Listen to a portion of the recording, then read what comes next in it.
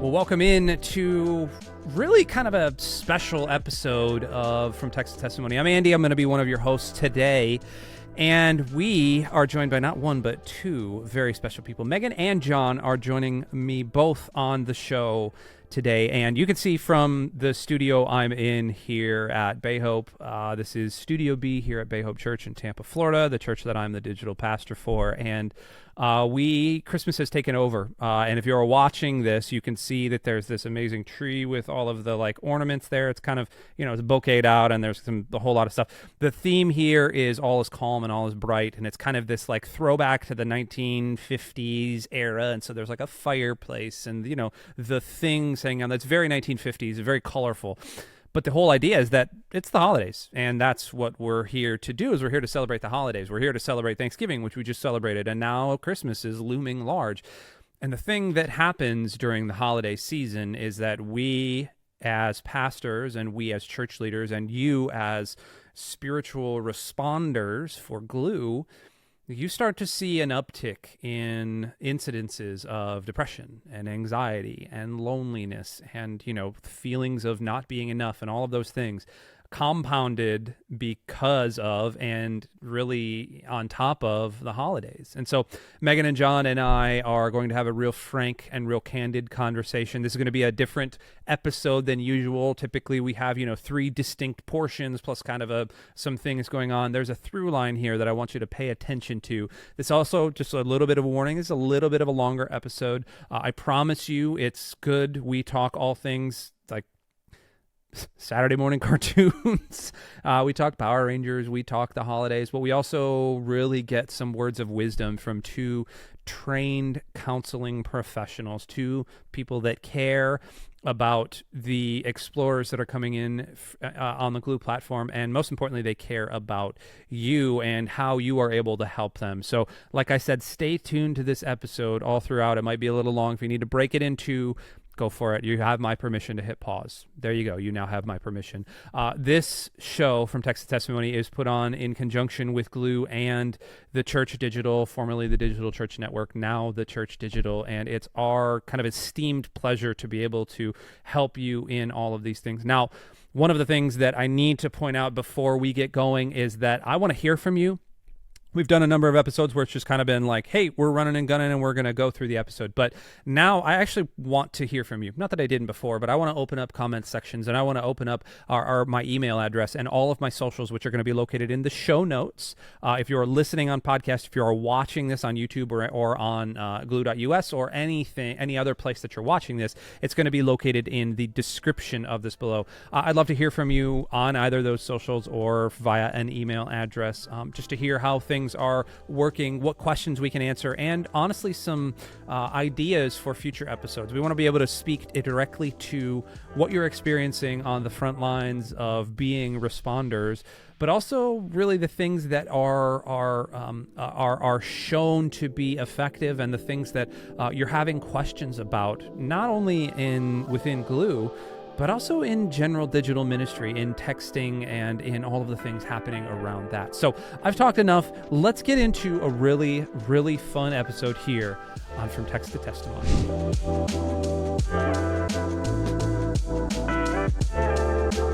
Well, if you are watching this on YouTube or on glue.us or any one of our video platforms, you see that it's not just me and somebody, but I am actually joined by what I just called off camera the Avengers. I like to think that we are, did you guys watch Captain Planet growing up? Captain Planet, he's our man. Megan's too young. I know. I'm sorry, Megan. So let me explain Captain Planet to you. There were a series of people gathered from around the world that had rings of power, water, wind, fire, and then Heart, who was always like the janky kid. He was like this wispy little thin kid. I don't know where he was from. Maybe the Philippines. And he had a monkey. And they would fight pollution. They would fight the evil bad guys who were trying to bring pollution and crime to the world. Yeah. And they would summon with their rings Captain Planet, who was a blue superhero with a mullet. And he would fly around and he would just punch bad guys right in the face. And he would quip and he would like do things, and then he'd get in trouble, and then Jojo the monkey would save him, and then everybody would be great. And that was like a 30-minute episode. Yeah. He was welcome. He was in that era when we were trying to make environmentalism cool. When we were really trying to make it a thing of like punch pollution in the face. Yeah. I don't know how well that's worked out for us. We're not going to have a global warming debate today. But Megan, did you do Saturday morning cartoons then? Oh, Saturday. Yeah. I mean, what was I watched your all jam? kinds of things. I don't know. I think one of my favorites as a kid growing up, I watched Power Rangers, like the original. Yeah. I think I wore out the VHS of like the first Power Rangers movie with Ivan Ooze and like ruined that because I watched it so much. That is a solid choice. Actually, a friend of mine, he's been married for 10 years, and every single year for like their birthday or their anniversaries or something, his wife will get him a piece of the Green Ranger costume. Well, this year for their anniversary, she completed the set, and he dressed up as the Green Ranger. And I'm talking like legit helmet, spandex thing with the mantle and the glove. He looked just like Tom. I mean, way less jacked and way shorter, but like looked just like Tommy. It was so cool. Did he have a watch that like did the talk to and the more? So he has an Apple Watch. So yeah, I think so. I think he could just say like, hey, I'm not going to say the word, but hey, that person, to tell me the time or whatever. It was talk about a wife that understands her husband. Like that's his love language. It's just nerd stuff. John, what was your cartoon of choice on Saturdays? I've been going back through the Looney Tunes because my kids are younger, and so like the old school Looney Tunes are just classic and cannot be replaced. Yeah, they're so good. Did you do Animaniacs by any chance? Yeah, there's Zany to the max. And Yakko Yaks. Mm-hmm. There's Bill Clinton Bologna paid the sax. And Bill Clinton paid the sax. Yeah. Yep. Man. Okay. I've tried getting my kids to watch Animaniacs, and they just they look at me like, what are we doing here? This isn't the Roadrunner. There is the mini Roadrunner or whatever, Roadrunner Junior. Yeah.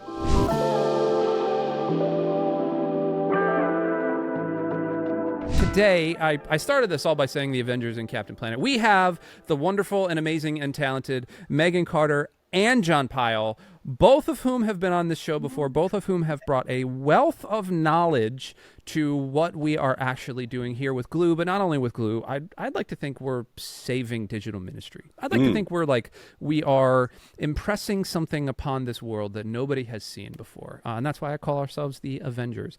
Today, we, as you can see from, by the way, do you like my background here? You're in Harry Potter heaven. We're all Christmased out right now, and we have spent the last couple of weeks here at Bay Hope, my home church, talking about Christmas and doing Christmas, and we're doing all things merry and all things bright, and that's kind of the theme.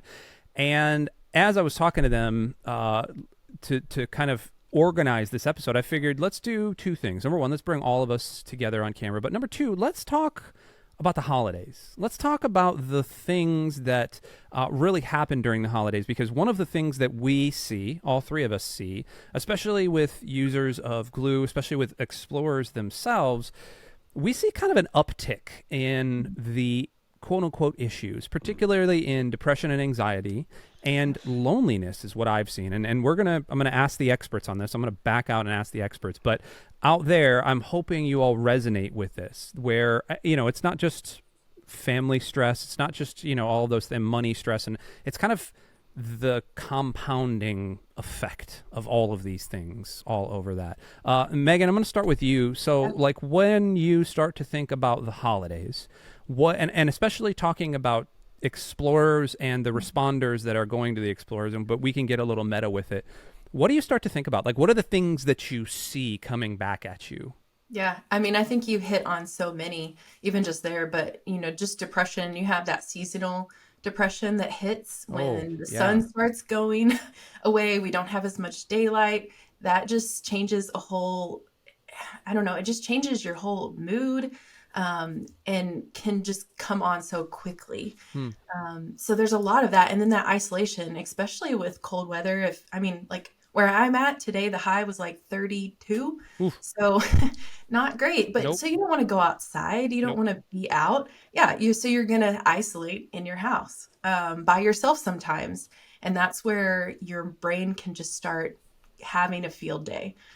So that's where a lot of pieces come. And then everything, like you said, gets piled on top of that. And I was actually looking it up before this because I just wanted to have some like actual stats because I like to have that. Yeah. But I looked up on the National Alliance of Mental Illness, and they noted that 64% of individuals living with a mental illness felt that their conditions worsened around the holidays.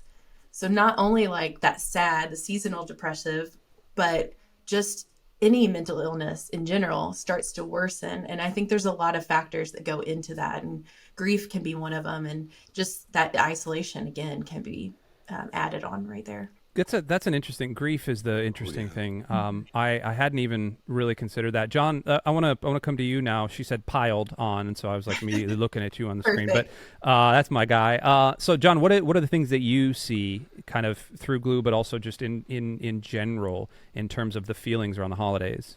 There's a profound loneliness, just a almost epidemic level loneliness. And, Megan was talking about the isolation. That's absolutely true. And I think a lot of people combine those two concepts, and I think they're actually separate.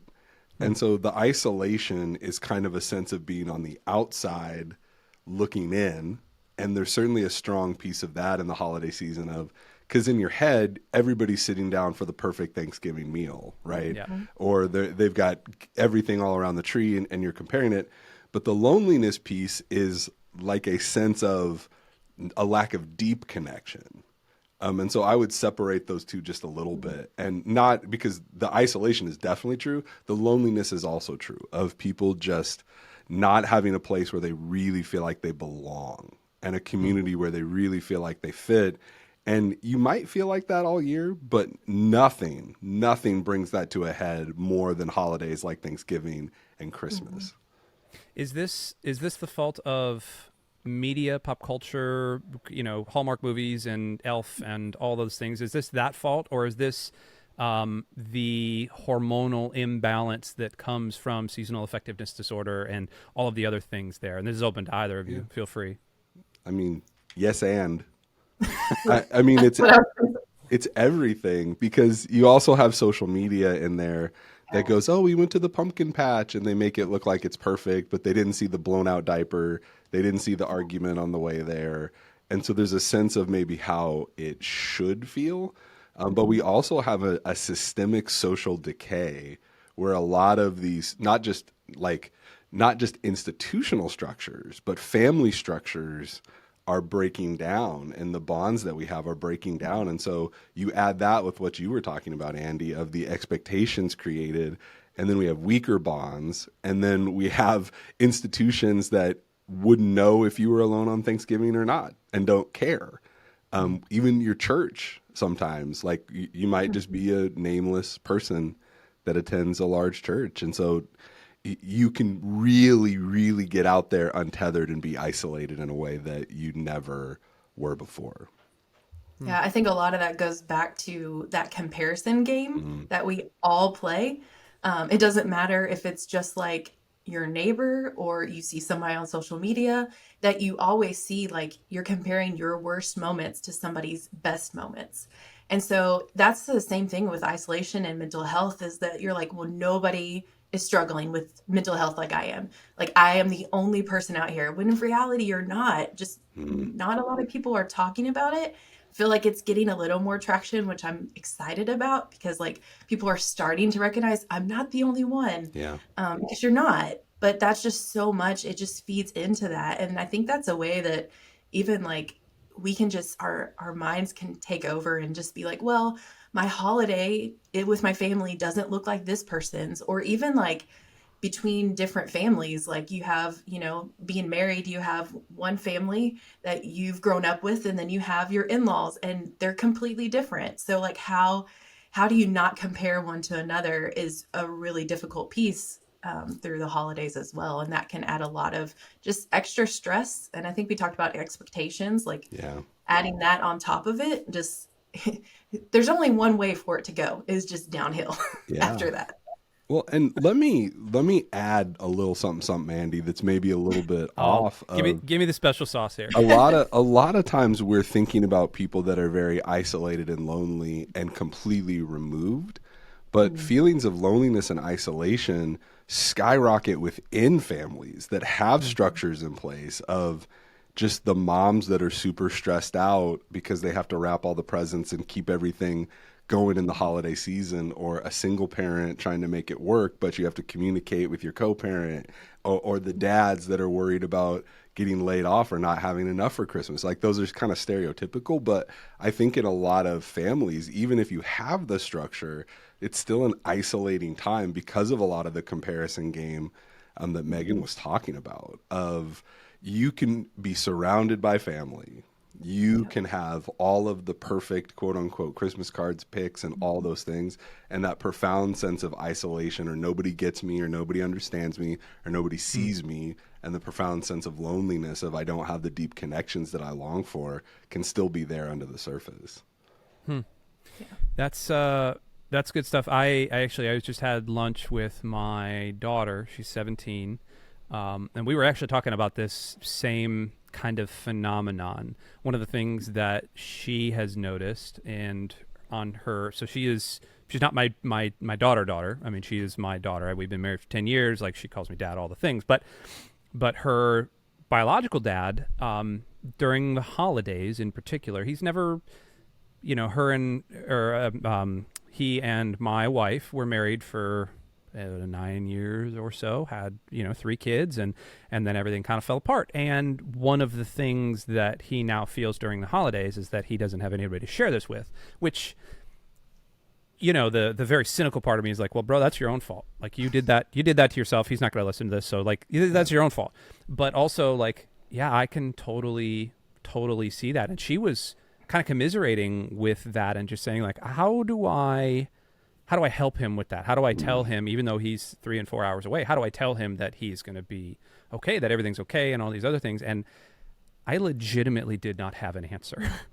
I legitimately did not know how to say, hey, just text him this thing or call him and do this thing, which kind of moves me into where I wanted to go for this episode. We're 13 minutes in and we're finally getting around to the thing, because I feel like I could just sit here and talk to you guys forever about this. It's a true Avengers experience. It's this is 13 minutes in and we're starting to get around to the plot. And I think we need like stingers at the end of this thing, and all those other, like 2 and 3 stingers to think about, the future of our Gluiverse, or the Glue cinematic universe. But we represent our own churches, we represent our own ministries, but we also are here talking about Glue. And one of the things that I have seen, at least in my own experience with Glue, is that around the holidays, now granted the last holiday I really used this for has been like the first major holiday I've been using Glue for, because we've been using it just for a year. How about you guys? Do you have any like texts or stories or anything that you can kind of talk about with people that are feeling that loneliness, even if it's not necessarily around the holidays?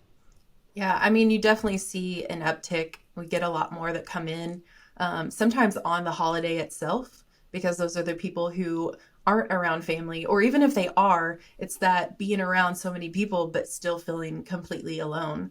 And so really just like a general of people having questions about like, well, what I'm feeling, is it depression, or this issue, like this grief? Because grief comes in waves. It's not just like, well, great, you've made it through this stage and this stage and this stage, and now you're good, you've finished all the stages. That's not how grief works. And sometimes I think we forget that grief is a part of our mental health too, because it will affect us in our daily life.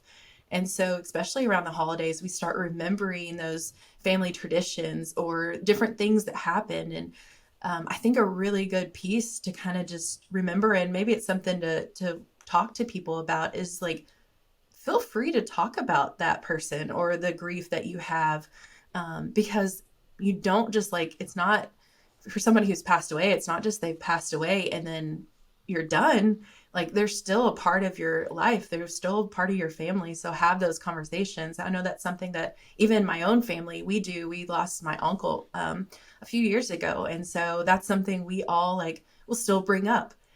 Even though sometimes it's harder than others, we realize that, but we also know that we're there together. So I think just having somebody to talk about, and I think that's what people are looking for, is someone to talk to. I think that's why they reach out to Glue and on there and all the different avenues they have for that. Yeah. Oh, that's really good, Megan. Yeah, go ahead, Jon. I just cut you off there. Yeah, that's okay. I was going to say, I got a text. It wasn't through Glue, but still through digital means, of a text from a guy that I happen to know that he was on Thanksgiving. So Megan, on your holiday thing, he was kind of at the lowest of the low. And he looked around and realized that his life was one where he was sick, but he had nobody to take care of him. And so how am I going to, do this? And, I'm going to try this Thanksgiving tradition, and then it burns, and then blah, blah, like it just ends up putting him at a very low place, and a very dangerous place for his mental health, where I think he was considering some harm and some other kinds of things. And so getting that text, I know that he's not alone in that. I'm thankful that he actually reached out. I don't know why he chose me, but he did. So thankful for that. But I think that's very emblematic of where there's a lot of people right now. And yeah, go ahead. No, that's it. I was just going to say, like, so your thought there, somebody texting you, like, you guys are way better, way more trained than I am in this. Does depression and anxiety follow loneliness? Does loneliness come first? Like, is it a chicken and egg situation? How does all of that work in y'all's kind of estimation and in your experience? Yes. Okay, cool. We're doing this. Yeah. As a non-technical term, it's kind of a cosmic gumbo, right? It all feeds into the same kind of feelings of dis-ease and discomfort.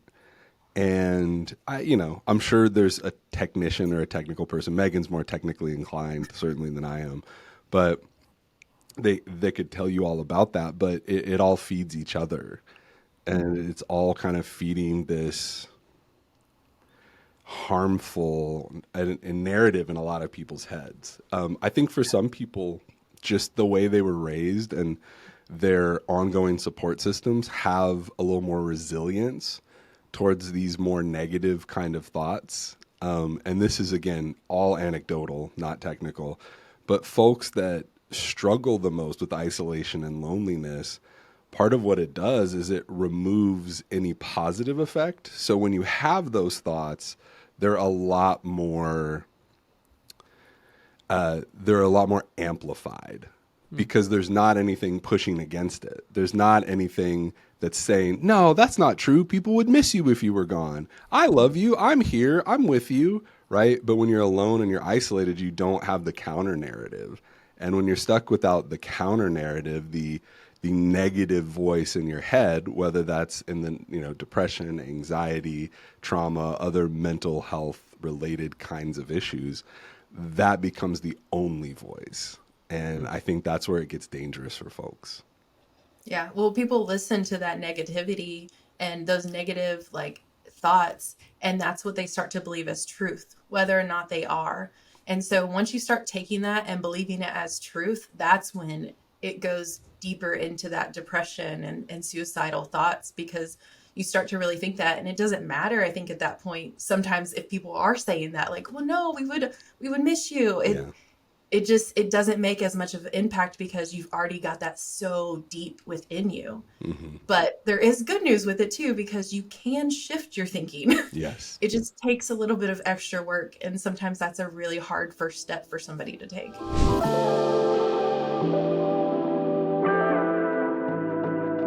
So how do you not affect change on somebody, but, and this is tips. We're kind of doing an episode that's all over the place. So just let's let the wave take us, man. This is just like a lazy river. We're just going to bump into the walls and see where the current takes us. Yep. How do you, John's got his lazy river face on. I'm assuming he's wearing like floaties. Yep, he's wearing just floaties on his arms right now. Look at that little shirt. Oh, look at that. That's fantastic. For those listening on audio, you're going to have to tune in and check out what exactly happened there. Megan, you talk about there are ways to mitigate that. How? Like, is that a personal thing? Is that a, hey, I can't just tell everybody that text me on Glue, like, hey, need to go see a counselor. Like, I can't do that. That's not feasible for everybody. So, like, what could I do as a responder, or what could, anybody out there listening kind of direct people to start doing? Yeah, I mean, a big piece of it is just talking to them. Start up that conversation, build that relationship. It doesn't have to go into the deeps of depression and talking through every little detail, because that's really what a professional should be talking through with them.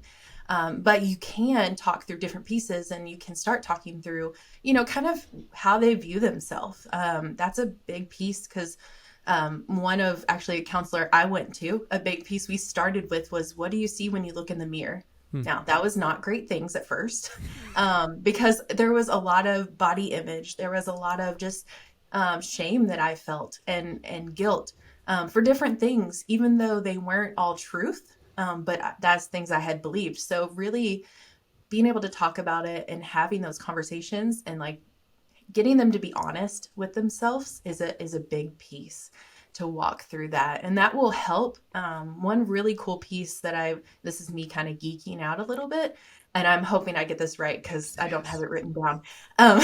But so neural pathways are in your brain, right? Mm-hmm. It takes about 10 minutes from a thought to start to become a neural pathway. Now that's exciting because you can have a positive thought and you start to build this neural pathway. Now you can also have a negative thought and you start to build it. But as you continue to have those positive thoughts and you start to really believe them, those new neural pathways will be developed. And then it's a lot easier to start retraining your brain basically to think in more of a positive light. That's good. Huh. Yeah. I mean, that's like that's the rolling a boulder up the hill and like getting out of the way when it comes crashing down, but eventually you get enough strength to roll it up there. So is there, obviously people are going to feel like there's an insurmountable thing with all the negativity, loneliness, depression, anxiety, things, especially around the holidays. Every single year there's this thing coming up. The end of the year always feels like this. I'm going to run out of money. My kids are going to hate me. I'm going to hate going to my grandparents, et cetera, et cetera, et cetera. So how do you help them form neural pathways over that? Because like John said, you can't just tell people like, well, it's going to be all right. They still love you. You can't do that. So what can you equip people with? Like what are some quick tips or tools that you can give them? Yeah. One is just be honest with yourself. Like I said, like make sure you're and take care of yourself. Like this is not going to be a popular opinion maybe with some families, but if the family causes you a lot of stress, don't go. Like just really take care of yourself until you get into a healthier spot. Now that's not always possible. It goes back to that idea, if you've ever heard of like the serenity prayer. So we talk about that a lot. One of the other counselors here at the church, he has went through AA, and so he has a little coin that has it on there. And we talk a lot of times about the things you can control and the things you can't control. A lot of times the things we worry about and we start to obsess over are the things we can't control. So if we can focus on the things we can control, like if you can control not going to a family event and that's going to help you, then do that. If you can control, like maybe just getting some exercise in, because that will burn off the cortisol, which is your stress hormone. If you can do that, then just like a simple walk, do that.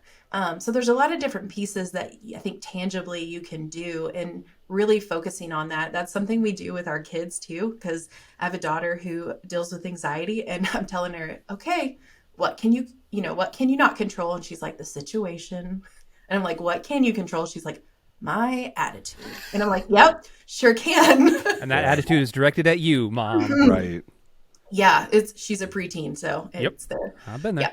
But it's such a simple thing to start focusing on. And I think that can really shift your thinking and start those new neural pathways if you start focusing on the things you can actually do. It's kind of like you can't change somebody else, but you can start to work on yourself. Yeah, I like that. And I like that for people that aren't in a process, that are just kind of, because part of what you're talking about is triage, right? Of sometimes you just can't go to the family thing. Do you have to do that for the next 50 years? No, but for right now, you don't have to. And so I'll share a very specific kind of trick for me and anxiety. And I just preached about it, and people were like, hey, that's good feedback. And I feel silly sharing it, but I have to talk to my brain. And so part of what happens with anxiety for me, and I think for everybody, is that fight, flight, or freeze kicks in. And you have this fear response that's like a legitimate biological response. Like, and you can't control that response happening, that reaction, right? It's an automatic reaction. You can control your response to it. And so I talk to my brain. And so I go, hey, brain, I know that you're trying to keep me safe, right? Because the flight mechanism kicks in, and I want to avoid the situation, right? I want to leave the anxious situation. I want to get out of this place. And sometimes it's not necessary. And so because I have been in a process, I think it's maybe more successful, but I still think people could apply it. I just go, brain, I know that you're trying to help me. And I thank my brain first, because I don't want to be mean to my brain. And so I'm like, thank you, brain, for trying to help me. I know that you think that something really bad is happening to me, but I'm just at my grandma's house. And my uncle makes me really uncomfortable with what he's talking about. There's not a woolly mammoth chasing me. So, brain, I'm safe. I'm okay. Thank you for trying to help. And I've had to talk out loud before to my brain, which again, kind of embarrassing, but it has helped me get a rein on some of what Megan was talking about. It helps develop some of those neural pathways of changing, focusing on what I'm focusing on. Because it's easy to go down the rabbit hole of just an anxiety cornucopia of like anything can make you anxious, and then you're in this heightened state, and it's like touching a very sensitive kind of thing, and just talking to my brain. And so if you're out there, talk to your brain. Tell your brain thank you for trying to keep you safe, and then also let it know that you're actually safe. You're not in an environment where you need to be afraid. Now, if you're actually in an environment where it's doing something good for you, you should leave, right? Like Megan was talking about, it's trying to your body's trying to tell you something. So listen to it. That would be my little piece of advice. I don't know if I've mentioned it on this podcast. I do like 1,000 podcasts a week, it feels like, but yeah. I've said this somewhere at some point. I am a terrible flyer. I hate flying. I can't control the situation. I obviously have diagnosed generalized anxiety disorder. I'm on medication. Like I've had a history of anxiety and depression and all the things. Part of that is also obsessive compulsiveness. And if I can't control things, or if I can't see the front of it, I have a real tough time doing it. You know, I have a tough, even if it's like driving a bus, I'm fine on the bus because I can see up front. Planes, obviously, you can't do that. And with this kind of new position I'm in taking over the next couple of months, and kind of some things that I'm doing, I'm flying more and more to conferences and to speaking engagements and things, which is great. Love getting out there and speaking. But like the travel day for me is like this wearying sort of, like you talk about fight or flight. It feels when I finally get to the point where I'm where I need to be, even if it's a 2.5 hour flight, I go to the hotel and I am just worn out. So I started almost doing exactly what you're talking about, Jon. And actually, Megan, now that you kind of work in the neural pathways thing, something that you were talking about too, I started actually going through some treatment. Not like professional, like seeing somebody, but there's this program, yada yada yada. And I can, if anybody has any wants me to recommend it, I can. But essentially what it is retraining your brain anytime something happens, anytime that trigger happens where the plane bumps, or you hear a noise that you're not sure about. Immediately the anxiety one goes like, oh crap, you're gonna die. Like you and because I'm locked in a tube at 30,000 feet, like I can't feel the ground, and there's a weird sort of thing happening where I can look out the window and see like, oh no, that's not actual ground. I immediately want to fight things, or my breathing gets up. And the last 2 trips I've taken, I've been working on that exact thing of, first of all, I'm going to say thanks for the hormones that are immediately coming through me, coursing through my body. Thank you for the heart rate coming up. But by the way, like, and then I'll start to do exactly what Megan's talking about. I'm going to list all of the statistics that I know. Like, hey, those wings are fine. They're supposed to be doing that. And the pilots, they also want to get to their families, and, on and on and on and on and on. And I could tell you what, the last 2 flights I've taken, I have felt less weird. It's still there. It's still definitely like underneath, but it has felt less and less like I'm going to die every single time. And my counsel for anybody out there listening, or anybody that's going to be kind of trying to use some of these tips for some of the or from some of the explorers that are texting in, or anything really that you're doing to help people, is help them retrain that first step. It's almost like the We Bought a Zoo, like the 10 seconds of courage thing. Yeah. Like that's what you need, is the 10 seconds of courage to be like, no, I'm fine. Like I'm not going to die here. Yeah. That's really good. No, I agree. I think another piece, just to add on to that, like a responder, or anyone just trying to help someone else, is to get them to understand that, like, our mental health is just like our physical health. Yeah. Like, we have to take care of it. And I think it's been separated so long. Like, either people make it overly, like, almost medical, or they make it overly spiritual. Yeah. And there's no in between, but it's a combination of the two. Just like our physical health, we're doing things, for the glory of God, but we also have to take care of our bodies. It's the same thing with our mental. So to get them to understand that it's not a personal flaw, it's not a weakness, like, those kind of things can help start that shift with a lot of people, because majority, especially if they're probably anywhere around our ages, they grew up thinking that it probably was a personal flaw, or there was something wrong with them. And it's like, yeah, there may be a chemical imbalance. There may be something you need to check out, but there also just may be pieces that you just need to just work on. And it's not we've talked about this before, it's not a pray harder and, have more faith, but like, there's like real things you can do. I mean, there's so many things you can look up, even just online, to help, or different groups or different just resources out there. And so that's always a great thing to have as well. If you can have some of those resources, or like a referral network that you can help send people to, whether it's online or they can meet in person, anything like that is always going to be helpful. So or any, like, the national, like, hotlines, those kind of things are huge to have on hand. The kind of last little thing I want to bring up here is that with the holidays, you talked about grief. And I want to circle back to that, because grief, they always tell you the firsts are the worst. I remember after my mom passed away, she passed away in June, and it was my birthday right after that, and then shortly after that was Thanksgiving, and then Christmas, and then New Year's, and then all of the firsts super sucked.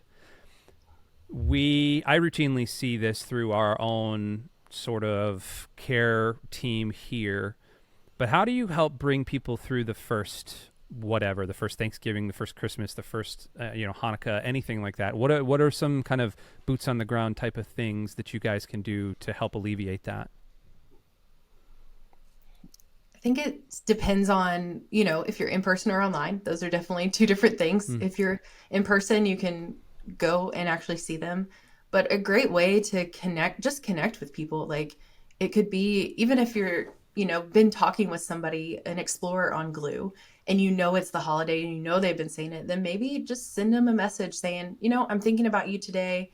I know that this is going to be a tough day to get through, but if you just need to talk to somebody or vent or anything, that you feel free to just send me a message, and I'm here. Like, don't worry, I'm with my family, but I can also be there for you. I think that's just being available to people like that is a huge piece, and just letting them know that it's okay to feel that. Like, it's not something to be ashamed of, that you're feeling the grief or struggling with it. It's the normal human response that we go through.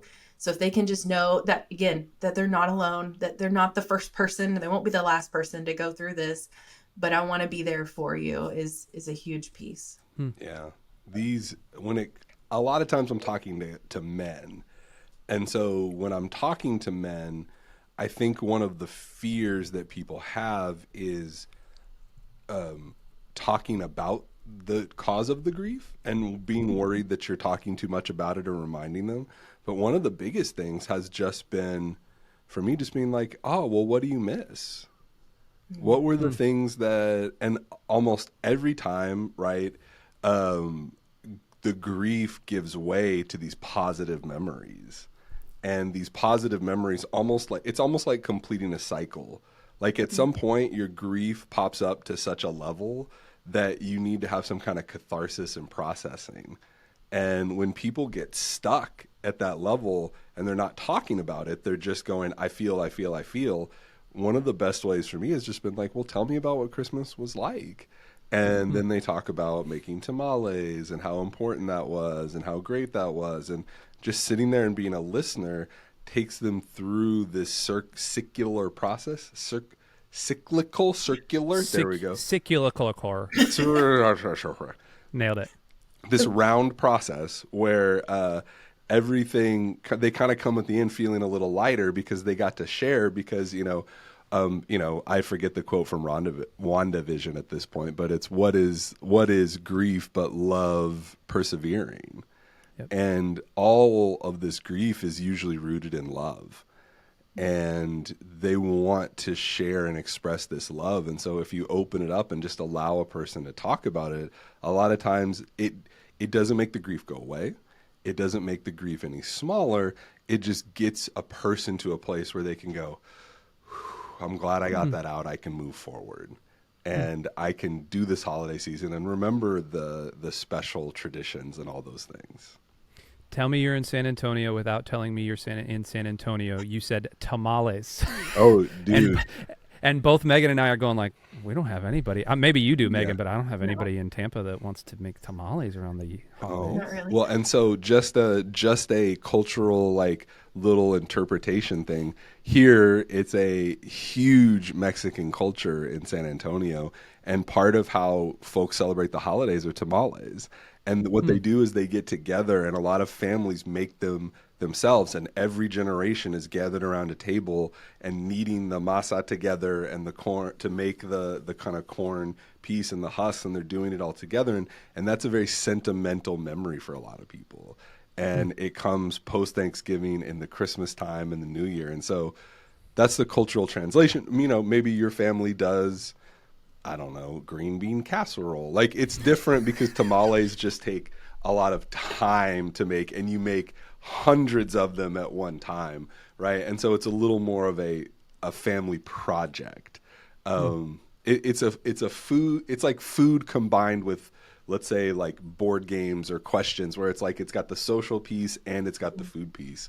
Yeah. And so I heard somebody talk there from Wisconsin, and they're like, we play euchre when we get together with all of our family, and there's always a game going on for like 3 whole days, and people are jumping in and jumping out, and there's all these family traditions. And so tamales here in South Texas is a big part of that. Megan, what about you? What's the tradition that you guys hold on to? Oh man, I don't know if we just have one tradition. Typically, like my grandpa will always read the Christmas story before we do presents. Like that's our thing. But that was definitely changed a little bit after my uncle passed and stuff too. Like it took him years to get back to be able to read that.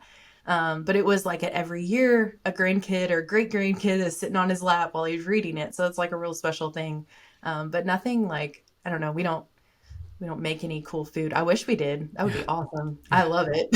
I want tamales. We do a baking day every year. My wife spearheads a baking day where we just like, we take a Saturday, she takes a Saturday off work, and we just like, mostly her, and I just kind of wash dishes and like get out of her way because she's an amazing craftsman when it comes to baking.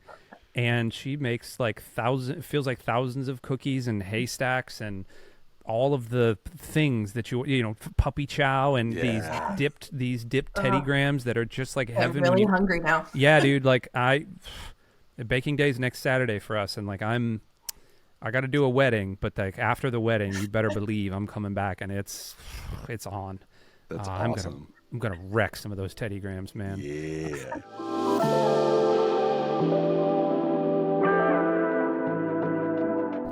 I think the last thing, and this is gonna throw it completely around. Oh, I love it. But I know you're gonna be like, oh, we should have talked about this longer. No, I'm just kidding. But grief is not just like in death.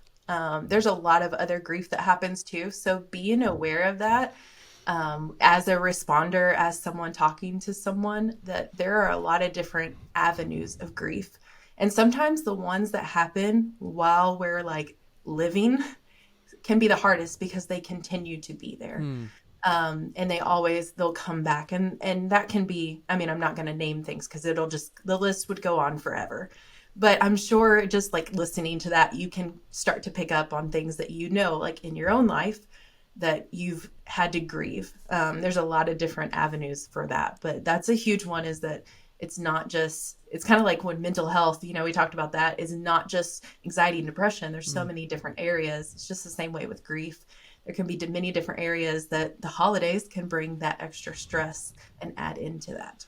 I actually, it's funny you say that. I went through grief counseling after my mom passed. It was kind of bad. I mean, she had cancer, and it was bad. It got real bad towards the end. And after she finally went home to be with Jesus, I was going through grief counseling. And the very first session, I was sitting with the counselor, and she said, okay, talk to me about your trauma. And so I talked to her about my mom, and she said, okay, that's cool. That's capital T trauma. What about the lowercase t traumas? And I went, what do you mean? She goes, I don't know. When's the last time you had a girl break up with you? I said, well, okay, like we can talk about that. And she said, okay, what about the last time that you looked at your checking account and went, I don't know. What about the last time that, one of your kids got hurt? She said, trauma is something that starts the grief process. And anytime something like that happens, doesn't matter what it is, that trauma is essentially what is going against what you expect to be happening. That's what trauma is. And I know that's like a very, I think I looked at her and said, like, that's a very counselor way of like telling me that the world kind of sucks. And she said, yeah, but there are ways to go through that. But she said there is a process each and every time something like that happens. Megan, I know that you have been through all of the courses, all of the schooling, all of the other thing. So I guess I'm going to ask you this question. Is that just a way of saying like the world kind of sucks and we just need to deal with it and trust Jesus? Or is that like an actual legitimate way of looking at things? I think it's a legitimate way of looking at it. I mean, you think of, you've heard PTSD. Mm-hmm. That's when you have this big traumatic experience a lot of times, but there's also CPTSD, which is complex PTSD. So it's when you have a lot of these little T's, the little traumas that add up to make you still have that same reaction.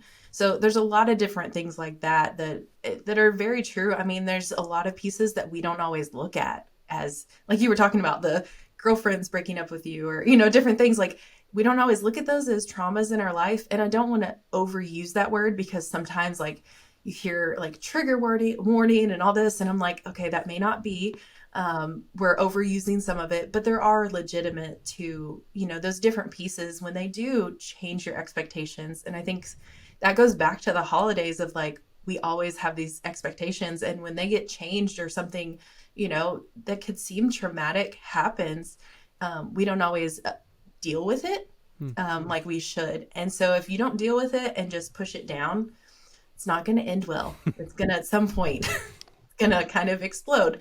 Yeah. So definitely to look at those and really focus on them to figure out how to deal with them is a super important thing to do. See, my Midwestern work ethic tells me that I'm from Michigan. Like, this is what I'm told. I just push all that down. Mm-hmm. I then, when I'm 60 years old, develop a drinking problem. Yep. Or like the drinking problem happens when I'm 20, but it manifests itself when I'm like 50 or 60, when my liver starts failing. Yep. You're telling me that's not the way of doing things?